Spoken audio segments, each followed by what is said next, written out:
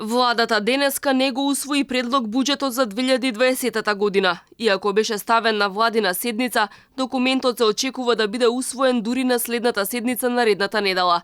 Од владата велат дека во ова нема ништо спорно и дека доцнење немало. Седницата се одржала, министрите ги презентирале буџетите во своите ресори и навеле за што ќе ги потрошат народните пари. Дебатата ќе продолжила наредната недела.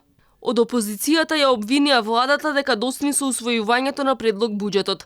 Претедникот Антонио Милошовски на Фејсбук напиша дека тоа можело да биде сигнал за два крупни недостатоци, дека владата во предизборието немала јасен концепт за ефикасно искористување на парите и дека економскиот тим предводен од вице-премиерот Ангјушев и министерката за финансии Ангеловска не знаел како да ги дефинира приоритетите.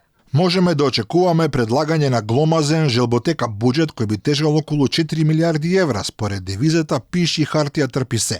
Изгора на тоа можеме да очекуваме намалување на капиталните инвестиции кои носат развој, а во буџетот да има дублирање на средствата за вработување на договор на делово администрацијата, како предизборен обид на сметка на буџетот да се намали разочарувањето кај гласачите на коалицијата на СДСМ, ДУИ, АМДИ, ДОМ, љубе, НСДП, САМКА.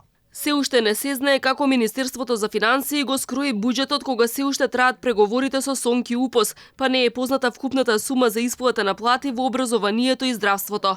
Сигурно е дека во буџетот за догодина ќе се слеат помалку пари од данок на личен доход, бидејќи министерката Ангеловска веќе најави дека прогресивниот данок се замрзнува на 3 години. Таа уверуваше дека и покрај пониските приходи по овој основ, пари за социјала ќе има, но не наведе од кои даноци очекува да се наплати повеќе за да се надомести разликата во сумата.